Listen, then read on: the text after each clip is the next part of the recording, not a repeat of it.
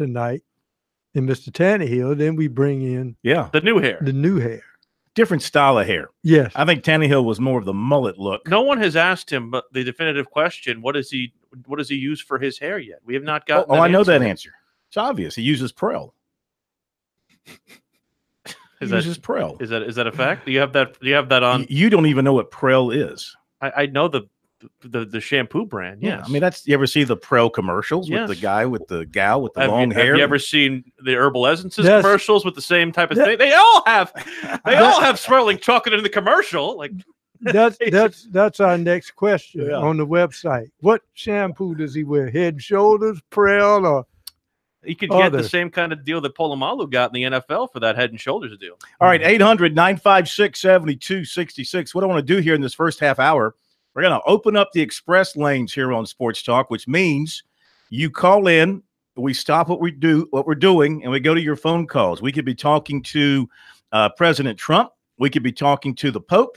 Colin Kaepernick. We could be talking to anybody important. But nothing would be more important than your phone call here in the first half hour. 800-956-7266 is the number. We'll get right to your calls as they roll in. In the meantime, we talk about the matchups, South Carolina and Georgia, Clemson and Texas A&M.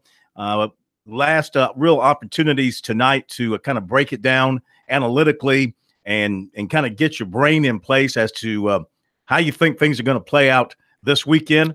I've already said South Carolina will beat Georgia straight up. Don't need the points. We're talking on the field. South Carolina will beat Georgia. The question is, will Clemson cover the 12 points or 12.5, depending on what you got at Texas A&M? Will they beat the Aggies by, say, 2 touchdowns? Yes. Oh, okay.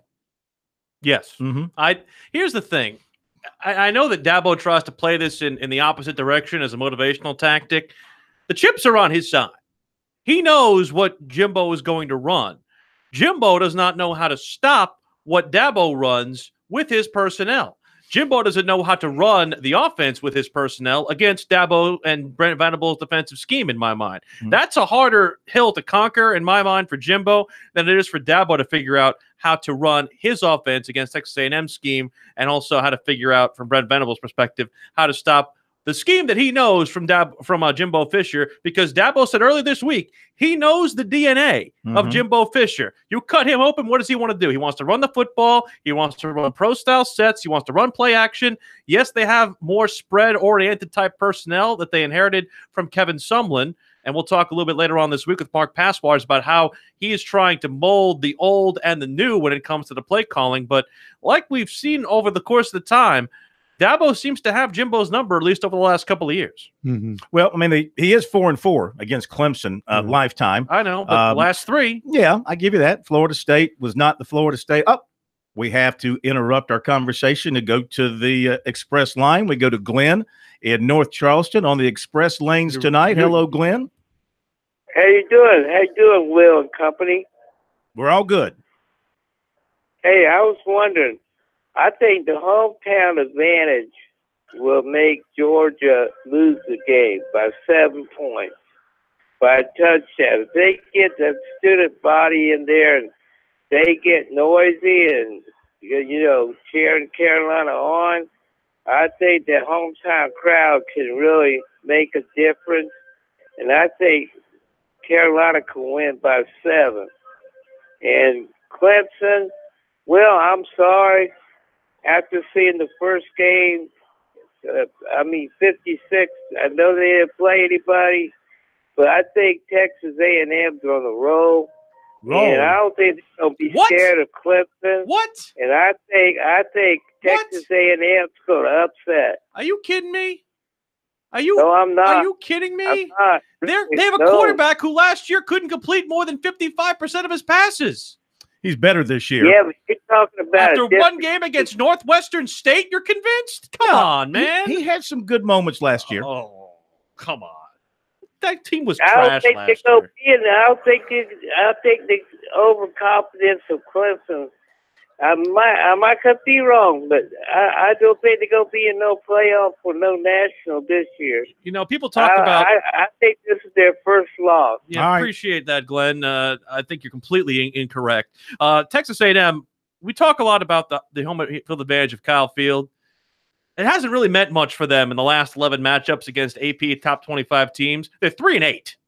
This will be the highest ranked team to ever play outside of conference play at Kyle Field. That's completely Texas A&M's 3-1 all time against Clemson. Clemson's going to win. They're not going to cover. Okay. I think Clemson will win. It's a bit closer to reality. I think it's going to be a little bit tough. Well, we have to go to the express lanes. We interrupt our conversation as we do when we have the express lanes open. Jeff in Sumter, welcome in, Sort of Sports Talk. How are you? How's it going, guys? We're good.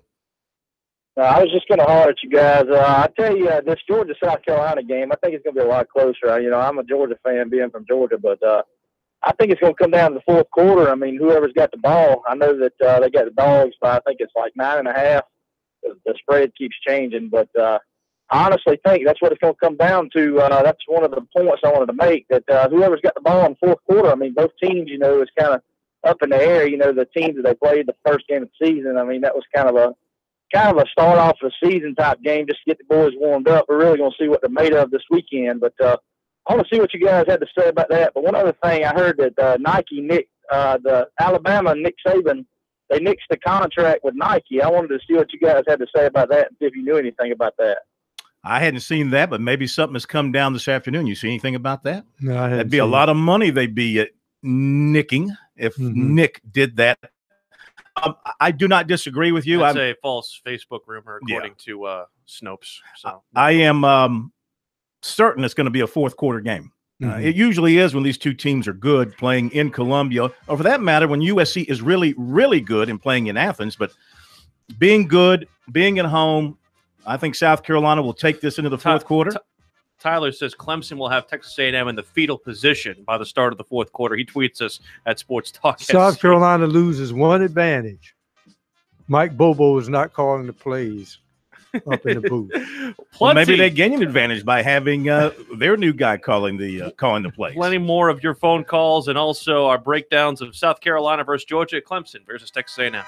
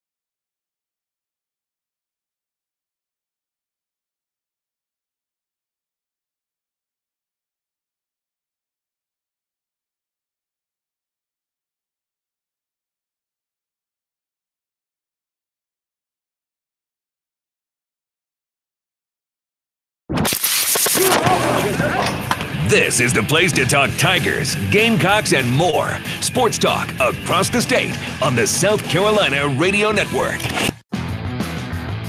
That's Corn's favorite moment of the week. Fashion police. Fashion police. Uh-oh. Is this what I think is going to happen? Are they going to oh my goodness, Corn, you're not going to like this. Don't care. You're not going to like it. Don't care. Guess what they're doing? Oh, Garnet. They're going Garnet again. Garnet helmets with the Carolina script. Garnet jerseys. Don't black really like pants. it. Don't really like it after seeing it Saturday. Oh. Really don't. I like the big block C with the Gamecock bird in there. Stands out more. Trademark.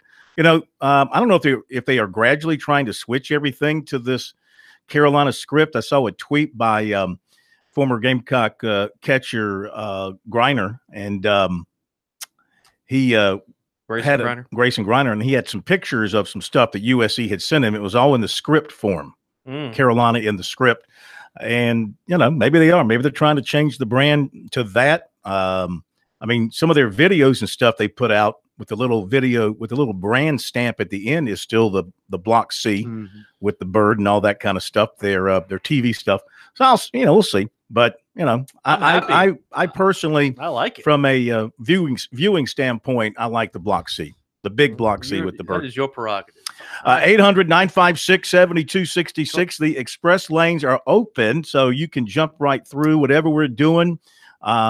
If I'm about to make a profound point, well, if I'm about to give Will a check for say $1,000 or something, we'll interrupt that and take your phone call. We would never have reserved for talking to the Queen of Australia, his aunt. Yeah. We will interrupt that and take your phone call. That's what happens when we rarely open up the express lanes. 800-956-7266 is the number. Hopefully they run better than the express lanes in Houston, because I was talking to some people down there. They were saying that one of the main thoroughfares between Houston and Texas A&M was actually going to be blocked for those who were traveling down there.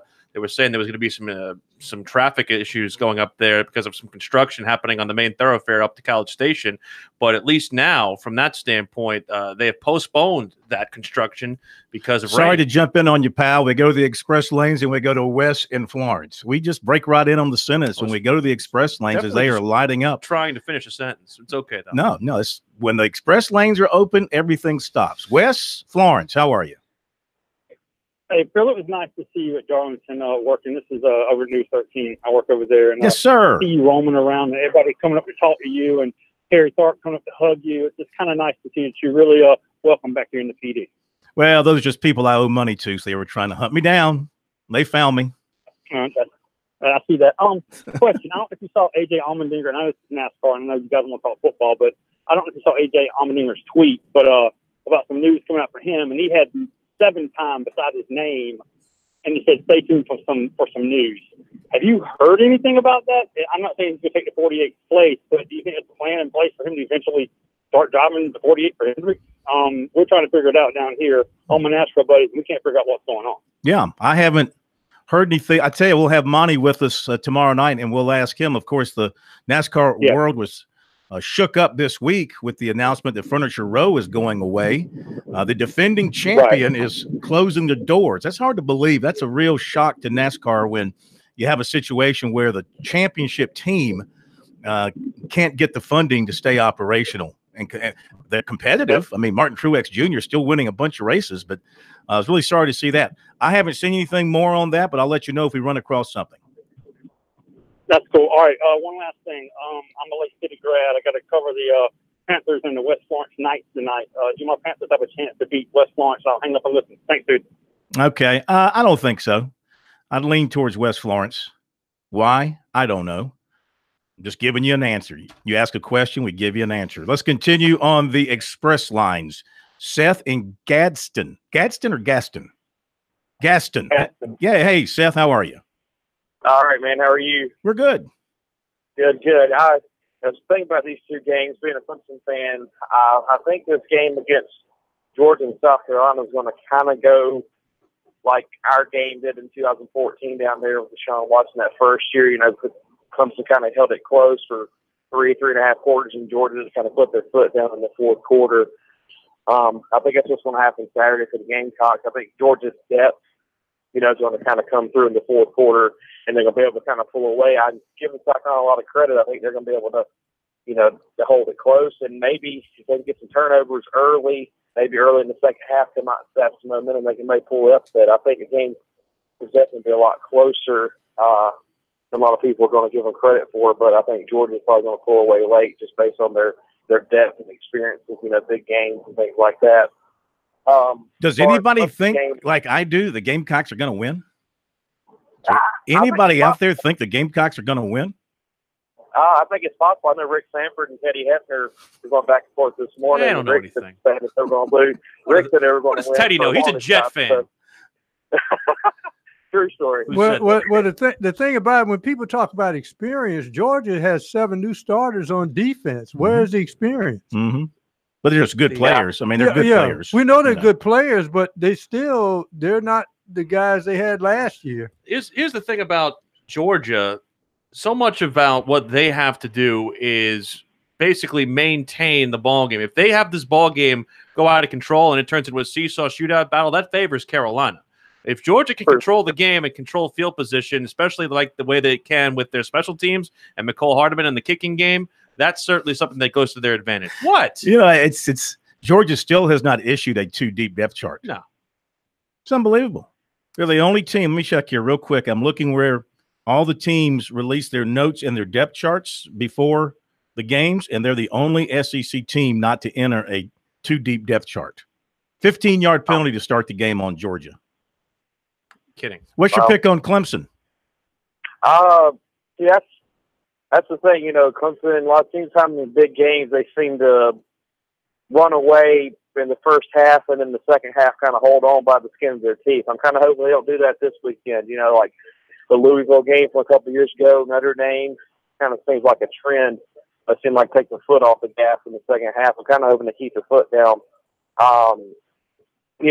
I think the defense is going to have to show up because, that quarterback, like you guys were talking about earlier, he's not the greatest in the world, but he's got the ability to escape the pocket and run around and throw the ball a little bit. So I think you got to contain him, and we're going to see how Kelly Bryant can handle it, and Trevor maybe get him some road experience. I think Clemson can, if they can establish a tone and come back in the second half, I think they can win by 14, 15 points, maybe more.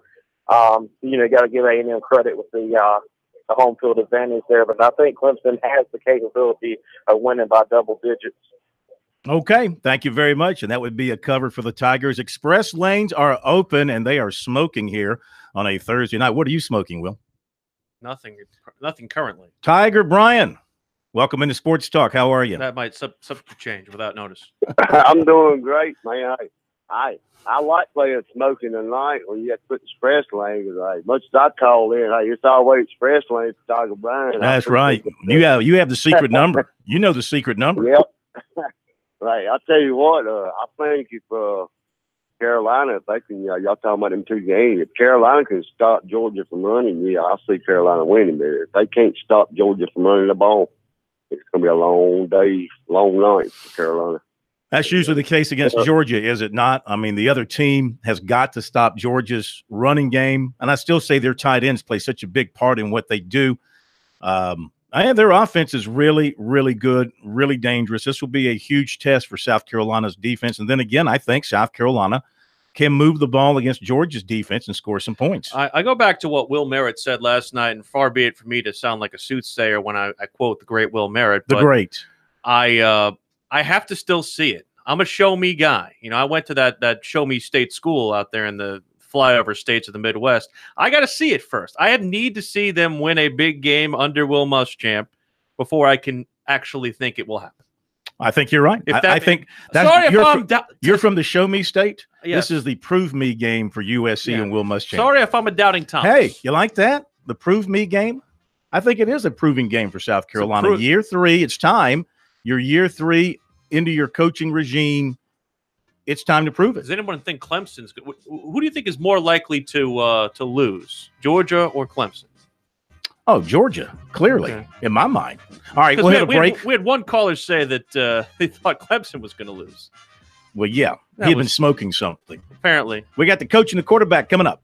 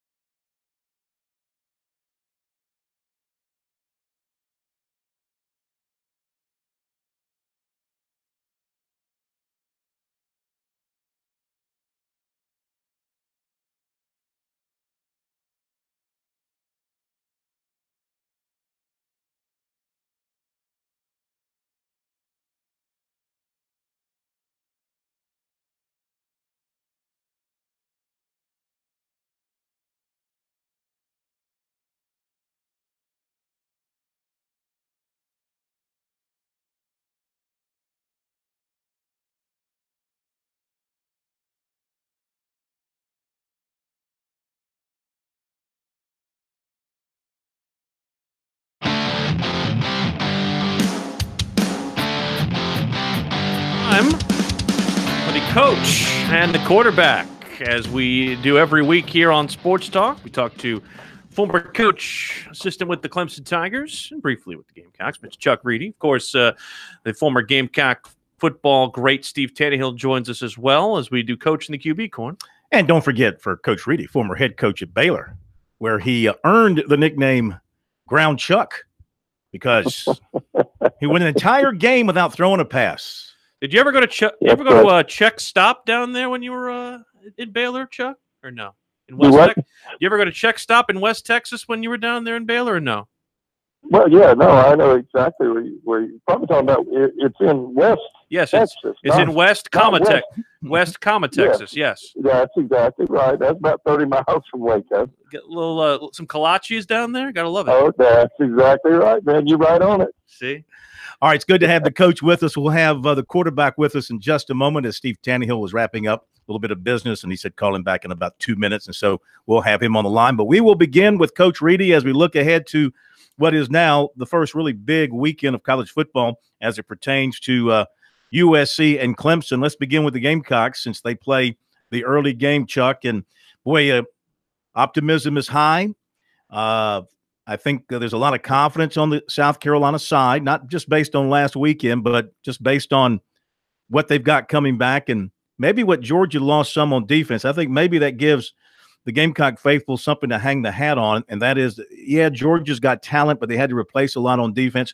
How do you break it down, Gamecocks against Bulldogs? Do you give South Carolina a somewhat decent chance to win the game? Yeah, I do. I think that a better chance than, what we may have thought, before the season. I thought South Carolina, regardless of who you're playing, you want to be efficient, you want to execute. They did those things, last Saturday. And, I thought it was very encouraging. They've got to get off to a good start. I think it's, we all remember the 2012 game, and, they got the crowd in it early and kept the crowd in it, and that's going to be critical for them. But no, I think they've got a chance. Now, I think they're going to have to run the ball for, if they can run it for 125, 150 yards, then I think they'll win the game. But, Georgia obviously is very, very good, and they're going to pose the biggest challenge to South Carolina's defense.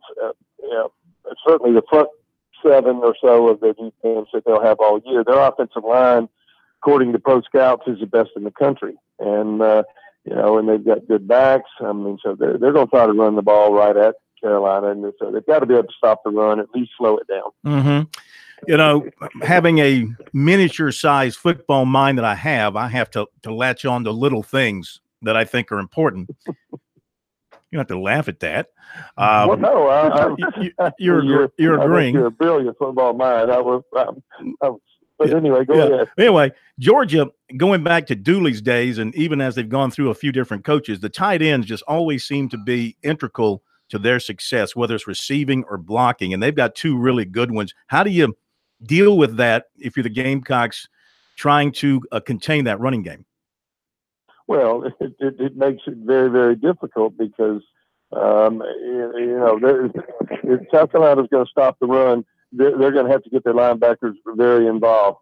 So, I don't know if South Carolina feels like, that they can play, if they can play man coverage, if they feel comfortable doing that, that would be the way to go. If they feel comfortable, because, Georgia, they've got good receivers. They don't have the great receivers that South Carolina has or Clemson has. And so if they could match up with them and match up with, on the tight end, now you don't have to worry about a linebacker, trying to defend the zone against the tight end and also, fill a gap on the run.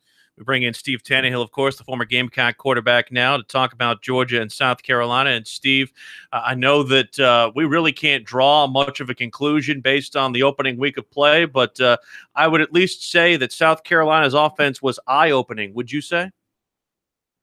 Well, I mean, they changed up what they're doing. We all knew that was going to happen. I don't know, eye-opening wouldn't be the word. I mean, it was Coastal, who won 3 games last year, so – this week will tell the tale. You know, I think that I like what they're doing. I think it fits Jake. And I think it really fits the personnel. I really like what 27 did last week. I was told 2 years ago he was the best back on the team, and you know, he kind of showed me a lot of something on Saturday. So I really like what they're doing. I really think it fits their personnel. But again, it's Coastal. We'll see tomorrow. I mean, we'll see Saturday. I mean, are they for real, or, you know, are we going to be, you know, 7-win team? Mm-hmm. But I really do like. I think it fits Jake the best. And our wide receivers are really, really good. I mean, really and truly. Like Debo's one-handed catch. Shy had a great play on the sideline to get the first down. I mean, and Brian, I really like what we're doing. Coach, I know Georgia had those 2 senior stud backs last year, and I don't think you're going to see that in college football anymore, 2 dynamic seniors in the same backfield. But everybody talks about pace nowadays, pace. But I got to tell you that Georgia was the only team last year I saw they would use pace, but with the running game. They would gash you for 15 yards, then line up and gash you again. Without those 2 senior backs, do you think they still would use a system using pace, using the running game predominantly? Yeah, I do. I don't think that they're going to change. You know, Swift is, you know, a guy that's, you know, I mean, was a 5-star. I mean, he's very highly touted. You know, I know that, you know, the Zamir White, the freshman, is out, which has hurt their depth there. But, you know, they've got Holyfield and, you know, they still have enough backs that, you know, I don't think they're going to change their plan. We're visiting with the coach and the quarterback, Chuck Reedy, and Steve Tannehill here on Sports Talk. So, Steve, back to the Gamecock offense. And I know you'll say, you know, Coastal and improve it more this week against Georgia, and that's obviously a reasonable approach. But looking at Jake Bentley and the way he threw the ball and the way he spread the ball around and his comfort level back there, especially having Samuel back in the lineup, what did you see from him? I don't necessarily think it's Samuel. I think it's Jake built to run this type of offense. That's what he's done. I think you build the offense around your quarterback, and I think Jake's very comfortable doing this. I don't necessarily think he had the best, you know, last year or the year before to fit him, but I really like what I just think that he's going to excel in this system. And, you know, and here's the thing, the NFL scouts are saying right now, some of them are saying Jake's one of the top 5 quarterbacks in the country. If that's the case, and he fits in this system the best, let's use him. I mean, let's not do what we did with Hayden Hurst, you know, the number 1 tight end in the country, and he touched the ball 40 times. I mean, let's do what our players are, you know, and I love the wideouts. I like the running back. It's going to come down, Saturday's going to come down to the defense and how well we can control Georgia, because they're, as far as talent, they have more talent based on recruiting rankings. Chuck, where can Texas A&M hurt Clemson, if at all? If at all. I don't think that you know, there's a whole lot that they can do against Clemson. I do think that this will be the toughest game that Clemson has, probably until they play South Carolina. I'm talking about from a talent standpoint. I mean, there's nobody else on their schedule. You know, Florida State showed that. I mean, there's no one else. Texas A&M has recruited. They've recruited well, so they've got athletes. I mean, they've got a receiver that's a heck of a player. They've got good running backs. The quarterback has a year of experience. The thing that'll be hard, I think, for Clemson, playing at night at Texas A&M would be the biggest challenge that they've got. You know, and if A&M can keep the crowd in the game, that they don't get out of it early. You know, I had, you know, when I was at Baylor, I had the opportunity to play there numerous times. You know, it's a tough place to play. All right, hang on, Chuck. Hang on. We're going to come right back to you and to Steve in just a moment. Coach and quarterback here on Sports Talk. We'll be right back.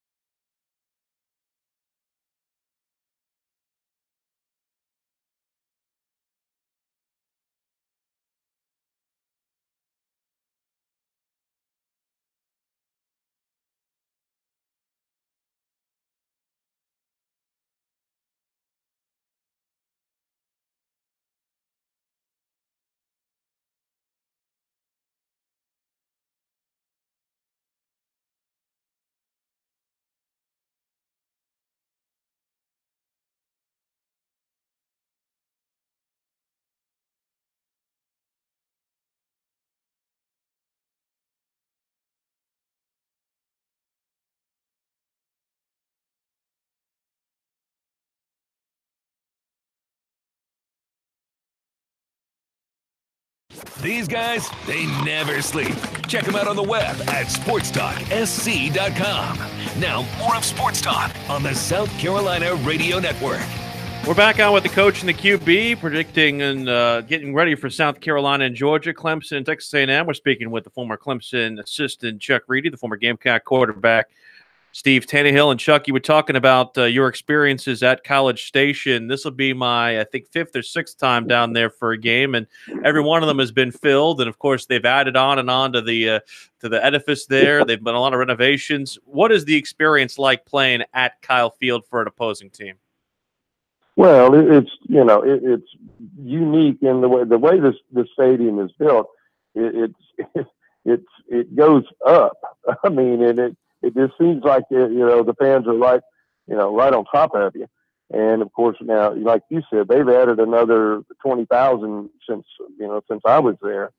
But it at night, and they're excited with Jimbo, with a new coach and everything. I mean, they're going to be in it early, and if they can just do something to stay, to keep the crowd in the game, and I think they can, they would have a chance, if Clemson helps them. If Clemson doesn't play well, if they turn the ball over, And one thing I'll say about Jimbo, I mean, he's kind of old school in that he's going to find a way to run the football. Mm-hmm. And, they'll probably do as good a job as anybody Clemson plays in running the ball.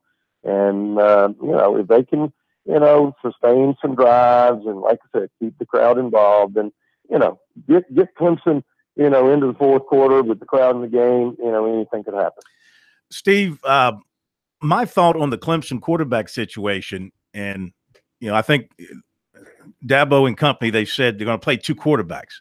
But my feeling is if you start Kelly Bryant and he's out there moving the team and scoring touchdowns, do you go ahead and substitute just for the sake of substituting? Your thoughts as a former quarterback who kind of got worked into the lineup as a true freshman there about midway through your initial season. I mean, from a quarterbacking standpoint, if you're hot and you've got things rolling, is it still a smart thing to substitute just for the sake of substituting? No, not this week.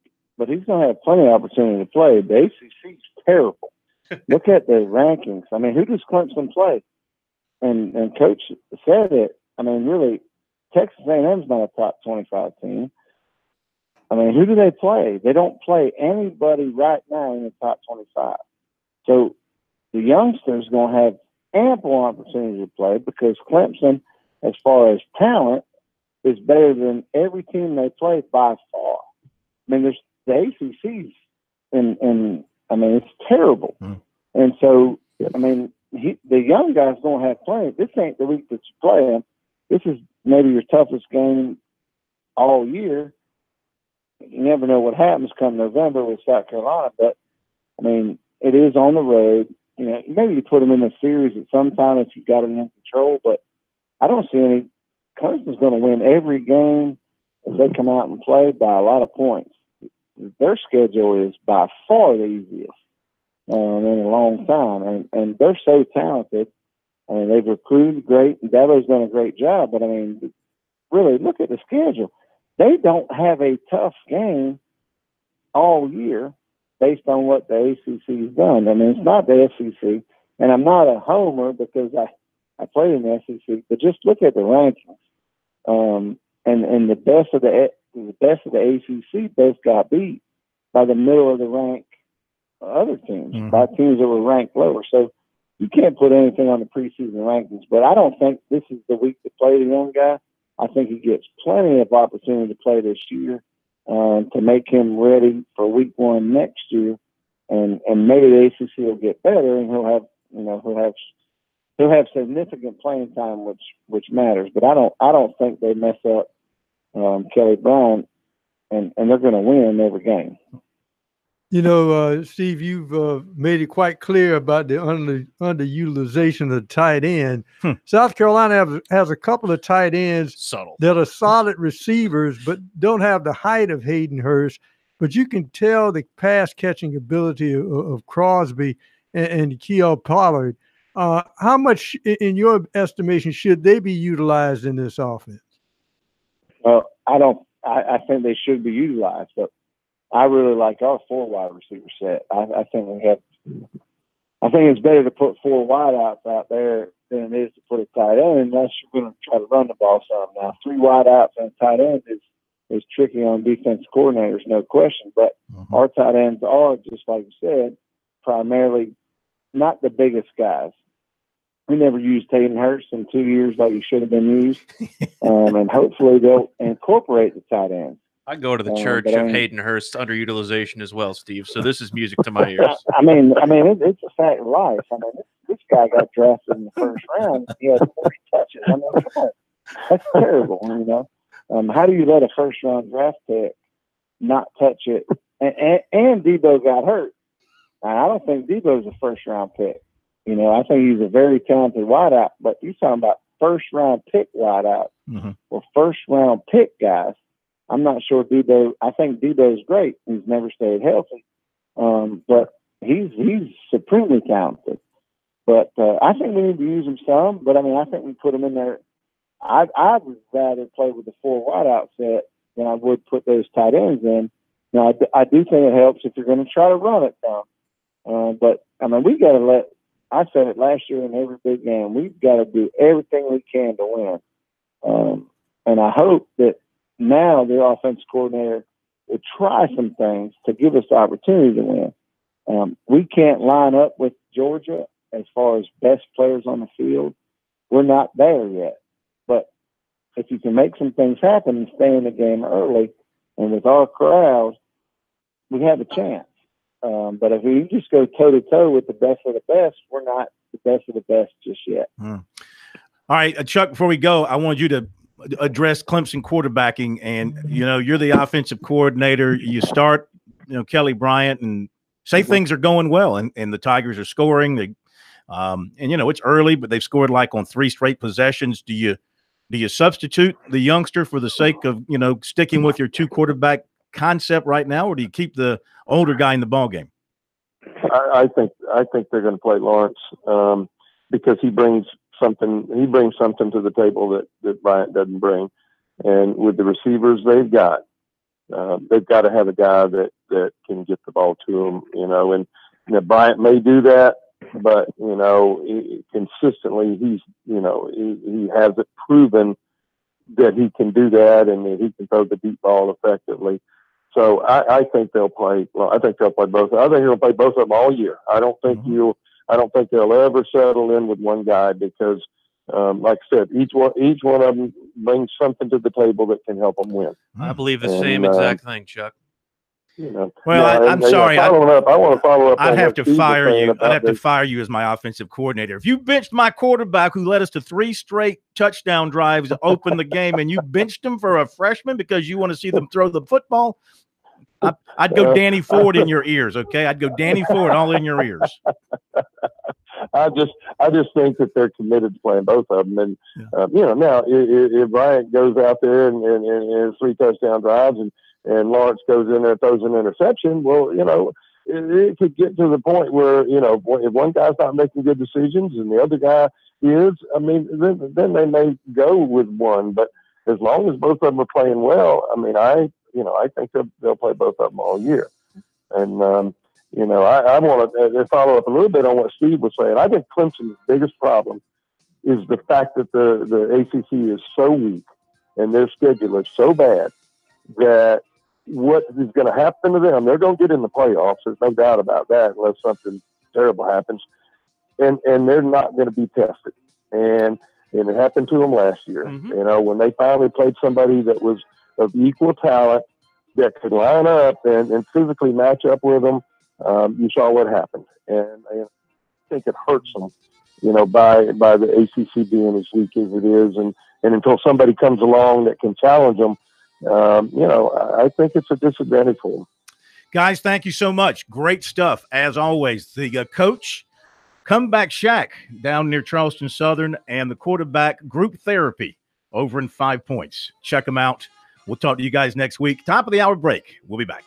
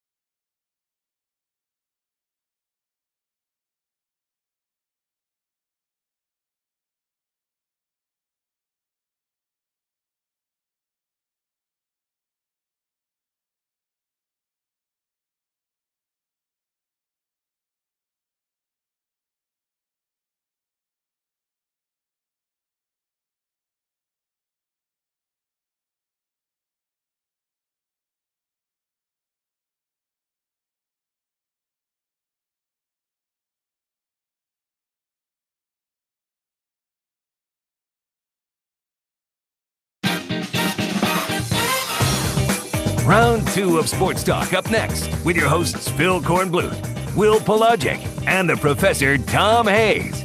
Don't leave us hanging. Join the show, 800-956-7266. A busy edition of Sports Talk continues on this Thursday, along with Phil Kornblut. I'm Will Pelagic, along with Professor Tom Hayes, as we get you ready for South Carolina and Georgia, Clemson and Texas A&M. It is Statement Week, or as Korn likes to call it, Prove It Week. And we prove it just as much as we can as we bring on, for our weekly visit from the SEC Network and the ESPN family of networks, Mike Morgan for Morgan on the Move. He is brought to you by Founders Federal Credit Union, the mortgage team, more equipped than ever to help you with the mortgage process. Visit foundersfcu.com/mortgage, and by BP Skinner Clothiers, people nationwide get their custom-made suits and accessories from Brent Skinner, located in Columbia in the Vista. No matter where you are, though, Brent will come to you. Visit bpskinnerclothiers.com to set up an appointment. All right, good to have Mike with us here on Sports Talk once again. He's preparing for an SEC game this weekend at Ole Miss. Before we get into that, do you think it's possible, just possible, for the Braves' third baseman to cleanly field a ground ball and throw it to the first baseman and get the out that would have killed a big rally by the Red Sox yesterday? You think maybe in the future they can do that? Well, I think maybe in the future that is a position that could certainly be different. You know, I think that the nucleus of this franchise right now, I mean, you're seeing it before your eyes, kind of ahead of schedule.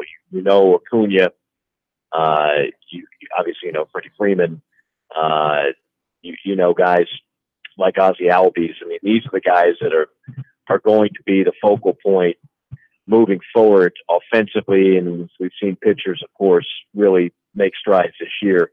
I don't know if they're completely sold on what they have at third, and there's maybe a couple other positions. I mean, catcher, I think, is going to be another one they're going to have to revisit. But hey, there's no question it was a devastating loss and a devastating series, to the point where Philadelphia, who's not exactly playing great baseball of their own, they still have a heartbeat. And if you're the Braves, you know you could have put this thing away with a couple of wins, and one in particular where if you don't give up 6 runs in the 8th inning, you're sitting pretty. But you just got to move on, press on. They got a lot of games with the Marlins and Phillies left, and you'd like to feel pretty good about those matchups if they can hold on. The fact that they could win their division would still be one of the biggest surprises in all of Major League Baseball. You know, generally you're able to get to my point and understand the point I was trying to make, but obviously you missed my point. No, the point is, I did miss your point. Yeah, Yes. no, he missed the point. Is that the Red Sox are the luckiest team in baseball. That's 2 games. I know the Yankees did the same thing. They're about to beat the Red Sox. Third baseman throws in the dirt. First baseman can't dig it out. So I'm just saying the Red Sox, they're good, but they're awfully stinking. You were kicking it around in the first inning in Oakland last night. We stunk last night. All right, let's get to football. That's why we pay you the big bucks to talk about SEC and ACC football. So, yeah, it is. So I guess when it comes to last weekend, where everybody was just sort of warming up for the most part, with the exception of a few teams around the SEC, I guess you just got to stop and say Alabama, wow. I mean, I know Louisville is not all that much, but they took care of their business, and Tango Viola certainly made his statement that they're making the right decision handing him the football.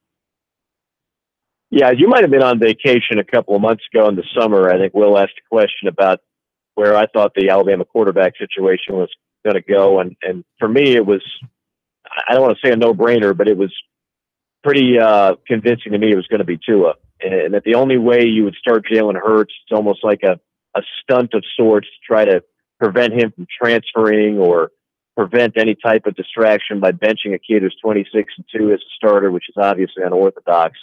But the people I talked to that cover that team, and the eye test that I saw last year in the second half of the national championship game, it's just a different level of quarterback. I mean, I really don't think it's that hard of a decision. Nick Saban can kind of go back and forth on it and act like he's just anguishing over it every night, but he sees it too. Tua is a special type of player. Jalen Hurts is more of a game manager. And, if you're Alabama, you can win with both. That's why, to me, it was one of the biggest non-story stories of the year. But when you watch, it's just a different level of quarterback with Tua, and I expect him to hold on to that starting job for the rest of the year. Of course, the big matchup in the SEC this weekend is right in our backyard, Williams-Brice Stadium, South Carolina and Georgia. Corn has already made his mark. He picks the Gamecocks. What would you say, Mike, is the avenue to victory for South Carolina? Well, first, let me just applaud the courage it takes for a South Carolina sports talk show host to pick the South Carolina team to win the game. Okay. All right. So give me no credit for knowledge and insight and a spine. Okay, I hear you. Very good. It's that kind of valor that I don't think should go unnoticed by anybody. No, look, I don't think it'd be a crazy thing at all to see South Carolina win this game. Now, I think Georgia has an edge on talent. Specifically on offense, I like Georgia, the matchup of Georgia's offense against Carolina's defense. I think Georgia's going to score points on everybody this year. So that's not an indictment so much on Carolina as it is. I just like what they have in their starting 11. But I also think Carolina can score some points on this Georgia defense. This is not the Roquan Smith defense, Lorenzo Carter defense of a year ago. Those guys are playing on Sunday. And I want to see what Georgia's defense this year can do, because I don't think it is quite as talented as it was a year ago. So I think they're going to gain a little bit of offense this year, believe it or not, as crazy as that sounds without Chubb and Michelle. But I think they might sacrifice a little bit of D, and that's where Carolina has to exploit. Doesn't mean I think a shootout favors the Gamecocks at all. I don't want to see that kind of game if I'm looking at it from Carolina's side of things. But what's interesting to me about this game is Georgia's, a 9.5 point favorite in Vegas. That number was, I think, 16 at one point. So obviously there is a lot of smart money going the Gamecocks' way. But there's a number of pundits, if you will, national people that have no skin in the game that are picking Carolina to win this game in a quote-unquote upset. So you can't play the no respect card, because there's a number of people that are jumping on that bandwagon that this is kind of their upset special for the month of September. Well, Mike, you're doing the Ole Miss game, I take it, this weekend? Correct. Okay, so let's put it this way. If Hawaii had been an independent country, they would start to put tariffs on quarterbacks being taken off that island, because you've got a matchup against a guy I think hasn't gotten enough respect yet in Tamua, who's also can spin the football. Yeah, first of all, I've never had a question that started with if Hawaii was an independent country. I like that throw. It's a new slant. There's no doubt. I mean, everybody knows about Tua now, and he was a hotshot recruit coming out of Hawaii. This kid was not. And this kid was overlooked in the recruiting process, goes to a JUCO in New Mexico, comes to Oxford knowing that he's going to play behind Shea Patterson, and then all of a sudden Shea leaves for Michigan. Well, he gets hurt last year, and then Shea leaves for Michigan, so he's gotten his opportunities, and he is going to put up monster numbers. And I'll tell you this, I know they're on the Gamecock schedule, so it makes it somewhat intriguing for a lot of your audience. That offense with that line, those receivers, which is the best receiving core in the country, and now they've got a junior college running back who's the SEC Offensive Player of the Week. They will score points on just about everybody they play. The question is, can they stop everybody? They stopped Texas Tech for the most part, which is not easy to do. But your point is valid. He's a good-looking player that, no question, if you were to redo the recruiting process, he would have had several offers coming out of high school, but because he's several thousand miles away, he got overlooked. All right, real quick, about 45 seconds. Clemson, Texas A&M. Is Clemson stepping into anything in College Station or stepping on something? I don't think so. I think they're going to step on Texas A&M's defense, which I still don't think is very good. And if Clemson goes up, let's say 10-0 in the first quarter, I think psychologically that's a death blow, and I don't see anybody rallying against Clemson from a double-digit deficit against that defense. So, you take away the crowd and the hoopla and everything else, and Jimbo Fisher, Clemson's just flat out better, and I expect those results to bear out on Saturday. Mike, we thank you so much. We'll be checking out your game on Saturday on ESPN, one of the networks there. You have a great one. We'll talk to you next week. You too, guys. I'm rethinking my thoughts about Clemson not covering the spread against Texas A&M. I haven't put it down on paper yet. I had to talk it to you, talk it into you now? Well, not you. It's the other people I've been listening to. Oh, okay. No, I'm not enough, apparently.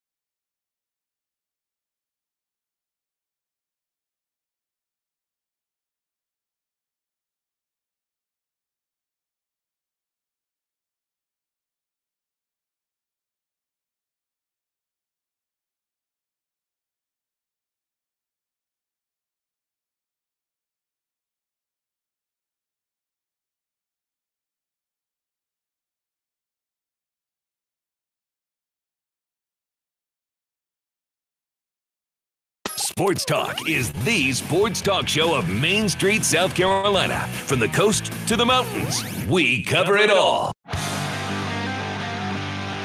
It is Sports Talk, South Carolina Radio Network, keeping you abreast of what's going on. Will Muschamp's weekly talk show going on presently, updating the injuries for South Carolina. He believes that both Mon Denson and Casey Crosby are fine. They will play Saturday. Same for DJ Wanham. He says he is doing well with that injured sprained ankle. He says, quote, "We feel good about DJ."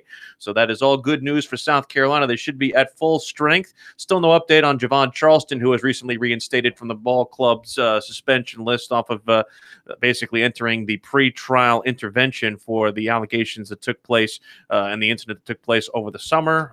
Still going to be coy, I guess, on that particular situation. We'll see how that develops. And as far as Clemson goes, we've seen no injury report. In fact, Dabo Swinney said yesterday he's no longer issuing an injury report on Thursday.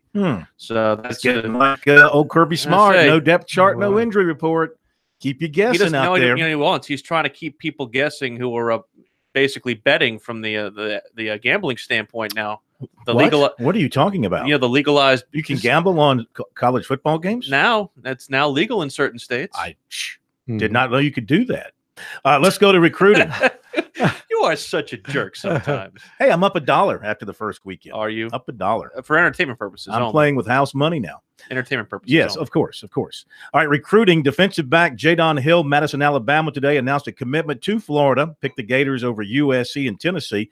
Per Gamecock Central, Florida commit linebacker Tyrone Hopper of Roswell, Georgia, formerly of Gaffney, plans to visit USC unofficially for the Georgia game. His decision in late April came down to the Gamecocks and the Gators, so perhaps the Gamecocks are keeping some hope alive there. 2020 receiver Jalen Hyatt of Dutch Fork was offered by Virginia. He was at Clemson last weekend, and boy, he certainly sounds like a strong Clemson possibility based on his comments to us and others. Once the Tigers do offer him, which is expected soon, you could perhaps see that happen relatively quickly. The Blue 57 recruiting network of Jacksonville, Florida. Blue 57. Hike. Yeah. Omaha. They plan to. This is our old friend Jay Holgate. Yeah, I asked him about why he didn't go with Omaha. That's good. That's very good. He said he wanted something that really stood out. Got it. Blue 57 recruiting network of Jacksonville. They work with kids down there to help them with their recruiting. They're bringing several prospects to USC Saturday for the Georgia game, and those will include 2020 defensive back Fred Davis, 2020 receiver Xavier McGriff, 2020 corner Jaquez Robinson, an NC State commit, 2020 athlete Ethan Strickland, 21 receiver Larry Smith, 21 quarterback Walt Simmons, big time, 21 quarterback Ridge Jacobs, another big time, 21 defensive lineman Carlos Jackson, 21 quarterback Trey Lawrence. They can't get a Trevor, but they can get a Trey. And 23 athlete Trayvon Webb. 2020 defensive lineman Alex Huntley of Hammond plans to visit USC Saturday, as does safety Dedrick Holmes of Evans, Georgia. 2020 defensive lineman Marquise Black of McDonough, Georgia, plans to be at USC Saturday. According to Chad Simmons of Rivals, defensive lineman Tyler Davis of Popka, Florida, will take an official to Clemson next weekend. Defensive end Dallas Corbett, 6'6", 220, Gray Military, was offered by UCF. He also has offers from Coastal, Alabama A&M, Tulane, and UMass. He's also a basketball prospect with offers from Hampton, North Carolina A&T, Towson, and East Tennessee. He visited Troy. He camped at USC and Clemson. He said USC also likes him for basketball after seeing him in camp. He would like to play both in college, but if not, he'll focus on football. He was at Keenan his freshman season, 22 Feet Academy as a sophomore. And also in basketball, 6'11" Malcolm Wilson of Ridgeview is taking this weekend off from his travels. He went to Houston to see Rice last weekend. Is Rice downtown? It's kind of down. It's just short of downtown. It's in its own little area. It's actually a little area called Rice Village, just short of downtown. He said he liked it. He liked the small campus. That fits him well. It's nice. He's going to Georgetown next weekend. Those two, along with Clemson, remain the schools under consideration. Very ritzy houses around Rice. So he said he liked the campus. He likes the coach. Coach is Scott Pera, who laid out the plan for him to develop him into a low post center, but also let him wander out to the perimeter. He never did set a date for an official with Clemson, and he said that's not necessary now. He's been there, he said, enough 3 or 4 times. Plans to make a decision soon after the Georgetown visit. He plans to sign in November. 6'10" Jared Jones of Powder Springs, Georgia, has USC in his top 10 announced today. Clemson, which was also an offer, did not make the cut. Others on the list: Northwestern, Mississippi State, Cincinnati, Virginia Tech, LSU, Harvard, Wake Forest, Minnesota, and Georgetown. And 2020 teammates Miles Tate and P.J. Hall of Dorman plan to be at USC Saturday for the Georgia game while visiting with the basketball staff. I see the express lanes don't affect the recruiting report. That's one thing that cannot be interrupted for any condition. I mean, an atom bomb could go off in downtown Columbia. That would not stop recruiting from taking place. I 800-956-7266 is our phone number. Let's go to Derek in Clemson up next here on Sports Talk. Hello, Derek. How we doing, guys? Derek, you listening on the Roar? Yeah, man. I listen to them all day from 6:30 in the morning until 7 o'clock in the afternoon. It stays on all day long. We thank you for listening, man. Yeah, no problem. I've been a long-time listener, long-time caller. Long-time football, read it, love it, everything about it. So here's the thing, right? And again, I'm not one of these guys that just say, "Oh, I got orange, I got to talk crap." You know, that's not me. But what I think a lot of people are overlooking is depth is going to play a huge factor in this game. And I'll admit, you know, Carolina's first string is pretty dang on good. I mean, they're talent-wise and skill set-wise, they're not much far, if any, behind Georgia's first string. But here is the question that I have. It's going to be 100 degrees with 60% humidity. What happens when, say, for example, it's close in the late third quarter, guys start getting tired, first stringers start, you know, going out, guys that come in that haven't really got a lot of play time, and you've got DeAndre Swift or Heron or James Cook pounding the line of scrimmage from 10 yards in an I formation. I mean, that's going to play a huge factor, and I'll give you a perfect example. Look at, I think it was 2014, Clemson opened up with Georgia at Georgia. It was a close game the first three quarters, and we had, 5 guys on that team that year that went first, second round in the NFL draft. You had Shaq Lawson, you had Kevin Dodd, Corey Crawford, and Grady Jarrett. All those guys are still playing in the league. They did great in the first three quarters until they got tired. It was hot and humid. Well, they're all tired on the sidelines. Devon Anthony was worn out, our second, third string guys. New guys, decent talent, but they were still just not acclimated, haven't got a ton of playing time. In the fourth quarter, Georgia beat us to death because Georgia had 3 deep of 4- and 5-star talent on offensive line and a stable of 5-star track stars. And we could always stay in that game about 3 quarters. If my memory's right, Georgia had more yards in the last 8 minutes in the fourth quarter of that game than they did in the rest of the game combined because depth plays a factor. And I'm sorry, but I don't want a true freshman guy that hasn't played but in one game going up against a guy like DeAndre Swift because he will murder you. Let me throw this concept out at you, and thanks for your phone call. Good hearing from you. Keep in touch.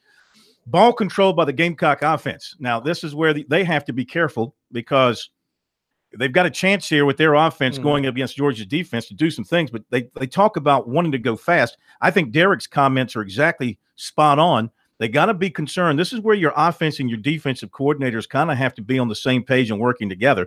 They can't leave their defense out there for extended periods by going out on offense really fast and going 3 and out, and not giving the defense a chance to catch its breath. So long, extended, time-consuming drives by the offense, if possible, would work in South Carolina's favor. For reference, that game that Derek was talking about, it was 21-21 at the half. It was 24-21 Georgia after 3, and then Georgia scored 21 unanswered in the fourth quarter to put away the Tigers in that game in 2014 between the hedges. And again, this is comparing almost apples to oranges, but I think the same concept applies. And I've said the same thing about South Carolina at the beginning of the season. They're all 22, can beat anybody. But behind those 22, that's certainly something to be concerned about. I'm not convinced to Georgia. Their depth is very young. I'm not convinced. More to the point of that game, in the fourth quarter, Georgia outscored Clemson 21-0. Georgia rushed 211 yards in the quarter, in the fourth quarter. Is that a lot? Is that a lot? I think it's considered to be a lot. Clemson had -28 rushing in the quarter. More when we come back. We'll continue to break down South Carolina, Georgia, Clemson, Texas A&M here on Sports Talk.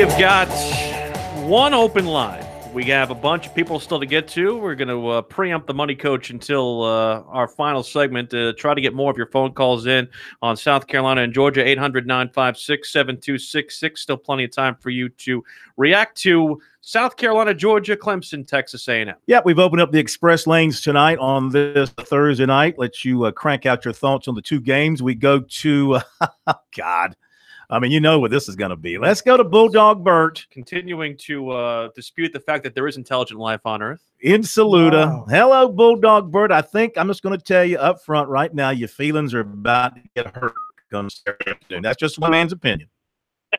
I don't see how my feelings are going to get hurt. We're going to have a good chicken dinner. Really, man. I love chicken. I'll tell you. How do you like your chicken? Do you like it fried? Do you like it roasted? Do you like it baked? How do you like your chicken?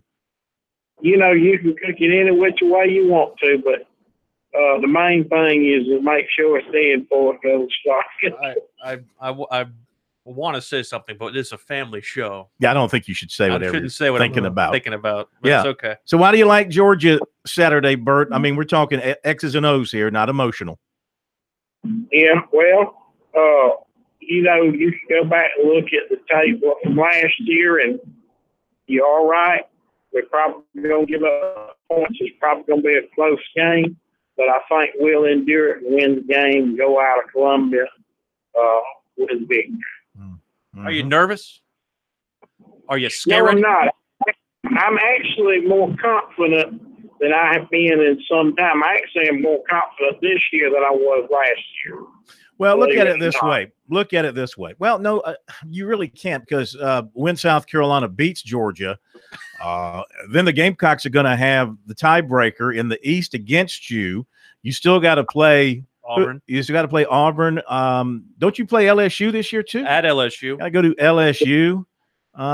This could be the year Kentucky breaks the streak too. You never know. Well, they got to deal with Florida first this weekend. Yeah. So it could be a tough year for the old hairy dogs there. But you do realize we can lose to South Carolina and still win the SEC. Hey, by the way, Bulldog, why is Uga being a wuss and not coming up making the trip? They say it's too hot for that old puppy. Oh. Degrees on that field in the hostile environment he's got to come through. I mean, you know, South Carolina fans get a little carried away. So it sounds like a wuss. Sounds like a wuss to me, man. All right, Bulldog, give us your prediction. Give us numbers. Give us digits. Georgia, 28. South Carolina, 24. There's be more points than that. Thank you. Thank you very much. I think there'd be more points than that. Take the over, whatever it is. Maybe so. I have to look at that a little more closely. Thanks for the call, Shane in Greenville. Welcome into Sports Talk. How you doing? I'm doing great. How are y'all? Good. Well, I look at things a little differently than that last Georgia fan. I mean, Georgia's got one running back, a proven running back in Swift. Well, Saddle's healthy. We've got three deep in that position. I think our wide receiver core is better than theirs. And whether you want to say Jake Fromm or the backup is better than Jake Bentley, maybe he is, maybe he ain't. But Bentley's got more weapons to throw it to. Debo's available this game. And the defense is going to be better. You got a better defensive line. And who's to say they're not as deep? The only reason that the backup hasn't been proven. That don't mean they're not good. Yeah, I think that you'll see Rick Sandage get a lot more snaps in this game, and he can help. I think you'll see Josh Belt get more snaps in this game on the defensive line. He can certainly help. I think you're going to see, of course, the front line guys out there longer because they need to be out there longer. Look, now maybe it's because of who they were playing, and they didn't have to push them, but Muschamp said after the game last week they didn't have to use an IV. They didn't have anybody cramping. It's not going to be any hotter out there or any more humid out there this Saturday than it was last Saturday, I don't think. It was plenty of both of those last Saturday, and they survived it. And, now you can, now this is when you stretch your guys out. It's like a pitcher you brought, first week, you don't have your pitcher throw 100 pitches. You have them throw 65, 70. Now you can extend your guys a little bit more as far as your frontline guys on defense. But you bring in your your reserves who you trust. I think they like Sandage and they think he can play well. I think they like having Josh Belk and he can play well. And some of those other young guys. That spread, by the way, or at least the over-under total, 56 is where it's being. I think that's a pretty safe over, if you ask me. I think it's a pretty safe over. I think you can get over. That would basically mean that probably around like 31-24 or 35-24, something like that. That's the kind of game you would need for that. Let's go to Brian in Spartanburg. Next with us here on Sports Talk. Hello, Brian. Hey, guys. How are you tonight? Terrific. How are you? Pretty good. I was going to say I'm really excited to see this game because I don't recall varying opinions on one school this drastic in a long time. I mean, the fans and the sports talk guys up here are pretty convinced South Carolina's a 9 or 10 win team. Vegas seems to think that South Carolina's a 6 or a 7 win team. So somebody is a pretty good ways off. Vegas made that yearly total for South Carolina 7. That means, and they know people are betting the over. So the only way Vegas can make $1 is if South Carolina goes 6-6. Mm-hmm. So I'm not saying they're gonna go 6-6, but 6-6 has to be a possibility for Vegas to throw it out there like that. And so somebody is way off. Either Vegas is way off, or the fans and the sports talk guys are way off. Now, I know Vegas missed on them last year, which makes it all the more suspicious that they put the total that low again. So I think we're going to find out this weekend whether it's the 10-win team or maybe the 7-win team. But either way, it should be exciting. I think I enjoyed the show, guys. Thank you. I think the truth will lie somewhere in the middle, around the 8-9 range, like we were talking about before the season. You seem to think 9-10. I seem to think 7-8, maybe 9. Let's don't forget, I want to go back to one more player on that defensive front. Another big body, Jabari Ellis, 280 pounds. They can put in there as well. So, and your favorite guy, Kingsley JJ. JJ Eningbare. Yeah, Kingsley's his first name. I understand. Kingsley JJ Eningbare. Kingsley is his Christian name. I understand. See, the national people, including Vegas, they have the memory of elephants, which in some ways can be detrimental. Right.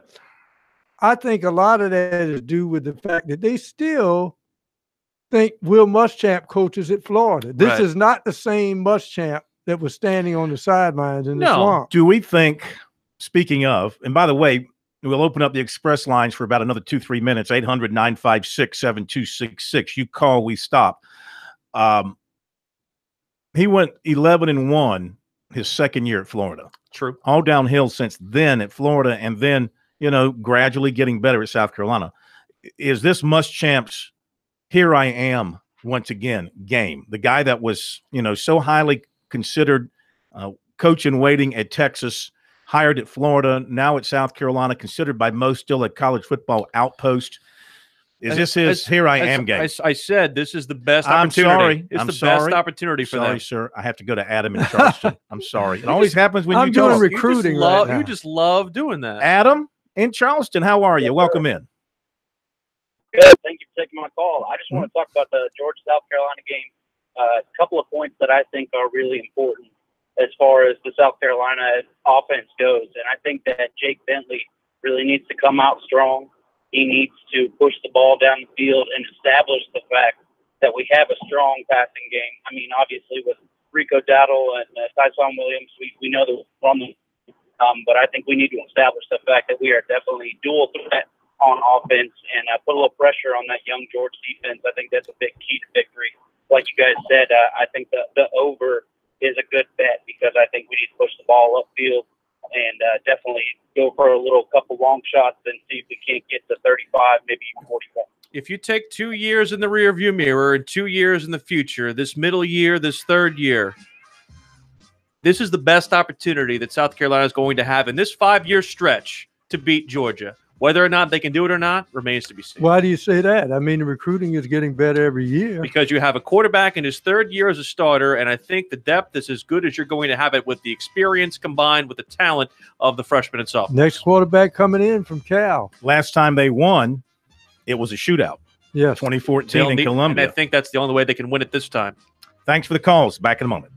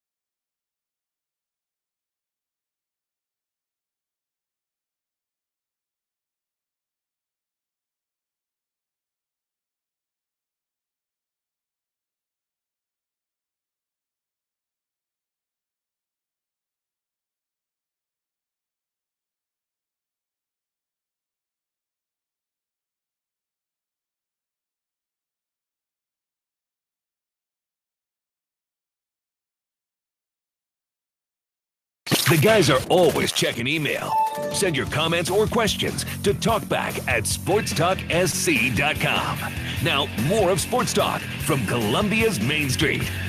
All right, thanks to those of you who called in throughout the show. Nice run of it, and we appreciate you listening here on Sports Talk, not only on our terrestrial radio stations across the state, 30 of them, on TuneIn Radio, on radios.com app, and also on our Periscope at Sports Talk SC, and also on our website, sportstalksc.com. We're brought to you by Founders Federal Credit Union. Hey, make sure that you save by trying to get your low rate or high reward by using the Select Founders Credit Card on school supplies, clothes, new computer, even college tuition. Help prepare your kids for their first day of school. Apply online, foundersfcu.com/visa. All right, Money Coach in just a sec. BMW Championship in the FedEx Cup playoffs, the next to last event, and Tiger and Rory, they go out and shoot nice, neat 62s today.